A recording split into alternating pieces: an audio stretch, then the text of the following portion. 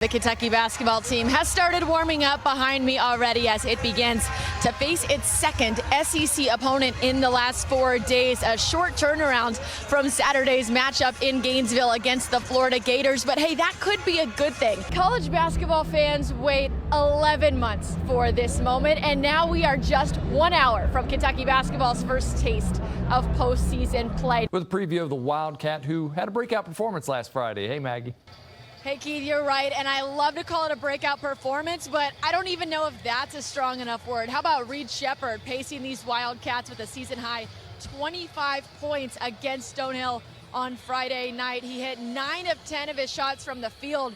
Even more impressive, 7 of 8 from deep. Welcome into downtown Lexington, where we are technically making history tonight, if you want to call it that. It's the very first SEC ACC Challenge. Anyone who's followed Kentucky basketball this week knows the story has been the front court after Aaron Bradshaw's breakout performance, a double-double last week, 17 points, 11 rebounds in his first significant minutes as a Wildcat. And then, of course, there's the potential that Ugonna Onyenso could join him this weekend as the Cats are set to face North Carolina in the CBS Sports Classic here in Atlanta. But when we're talking about Wildcats and Tar Heels, you can't only focus on the front court, even when it also features Armando Bacot for North Carolina, because in this rivalry, historically speaking, the guards have always shown up. Like we said, this is a guards rivalry, and Rob Dillingham showcased that tonight. He led the way for Kentucky, finished with 17 points, and for the Hickory, North Carolina native, yes, it was a little personal. A little bit. My dad always wanted me to go to Carolina. We can talk about the guards and the young guys until we're blue in the face, but the only player that anybody wearing blue seems to want to talk about here today is Hunter Dickinson. Of course, the Big 12 newcomer of the week. No surprise there after his first 2 games as a Jayhawk. He's also the league's preseason player of the year, and of course, Kentucky fans are very familiar with his resume. Let's bring Jack Goose-Gibbons into this conversation now. Jack, we are cheating a little bit. Yeah, I'm gonna get down on Don't take it personally. Obviously a big game for Kentucky as we look towards the postseason. The most important thing they have to do is just get a win. What do you want to see other than just a victory? Yeah, it's pretty simple. 29 lead changes and 15 ties. What does it feel like to play in a game like that? They're a good team, we're a good team. We always say basketball is a game of runs, and this team withstood every single run Tennessee tried to go on in this one. What does that say about this group? Yeah, it shows a lot. It shows we can do it. 24 assists from this team tonight, 6 of them from you. Your 4th game in single-digit turnovers this season. You guys play so fast. How are you able to maintain that level of an assist-to-turnover ratio? I could care less about numbers. You know, I'm going to go out there and do what I can for our team to help us win. You say you could care less about numbers, but 90 points has to feel pretty good, especially in a game that never really had an offensive rhythm like this one. What does it say about this group to still score 90 when it did feel a little bit like a slugfest at times here tonight? Yeah, I mean, there were times in the games where we were just like, yo, we can't hit a shot. Everyone's going to remember 7 3-pointers, right? But you look across that box score, 7 assists, 2 blocks, 3 steals. What part of Reed's game is your favorite to watch? Good question. I love when he gets his hands on the ball defensively. I mean, it's just a big difference from Illinois State to Kentucky. As a parent, what was it like helping him work through that adjustment?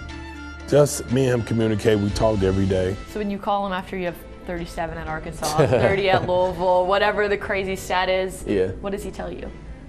Just keep doing what you're doing. You know, I'm proud of you. This time last week, you weren't even eligible yet. I wasn't even thinking about playing. Does it feel real? I mean, the last week of your life has to have been up there for one of the craziest. I mean, it still feels a little bit unreal. 4 years with this program and a lot of time above the rim. Remember when he did this at Big Blue Madness? Shocked BBN. Well, his younger brother, DJ Wagner, always knew his brother had hops. Both Kareem and DJ told me when they were kids, they'd always play in the driveway, seeing who could touch the rim first. So they've always loved competing. But this season, they've had just as much fun being on the same team. Well, the Cats are ranked 14th. The Tar Heels are 9th, 21 on the court, but number 1 in our hearts. Goose Gibbons joins us now. I like Goose, that. you ready for a trip to Atlanta? I am ready. Well, guys, welcome into Rupp Arena, where warm-ups and sound checks have just started. But the Cats are coming off a record-breaking performance in this building Friday night against Stonehill. 17 three-pointers in that win. Now, you can't expect any team to do that every game. It's the most three-pointers made by a Kentucky team since 1995. But it does tell you something about how this team wants to play, at least while its 3 7-footers are all unavailable. And it all starts right now as Kentucky basketball gets ready to tip off the program's 122nd season of college basketball. The Wildcats set to host the New Mexico State Aggies here tonight at 8 o'clock. Welcome into BBN Tonight. We are live in Rupp Arena. I'm Maggie Davis. With the Cats coming off an 118-point performance, a record-breaking score in the John Calipari era that happened last Friday night over Marshall. But tonight, well, it'll be a tougher test for these Wildcats because the Hurricanes come into Rupp inside the top 10, currently sitting in 8th in the latest AP poll, while the Cats are 12th. They're going to give Miami its first road test of the season tonight and its first ranked opponent so far, while Kentucky, of course, has the experience of playing #1 Kansas already, but that's not the game they'll look to lean on tonight. The St. Joe's game was a glimpse of our young guys starting to grow up. And one of those young guys, DJ Wagner, has really started to click offensively. 50 points in Kentucky's last 2 games, also averaged 5.5 assists in those 2 outings. Wagner named SEC Freshman of the Week for those performances.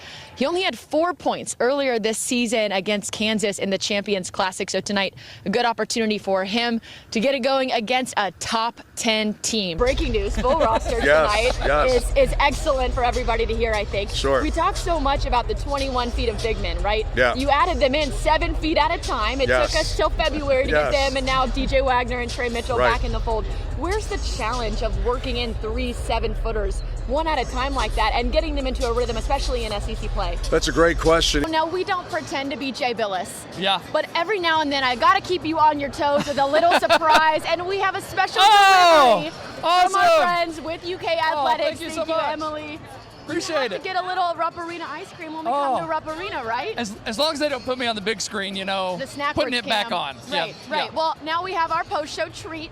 Thank you to everybody who joined us, including Goose Givens and Chuck Martin. Yes. Keith, this was a lot of fun. We'll see you back next time on BBN Tonight. Cheers.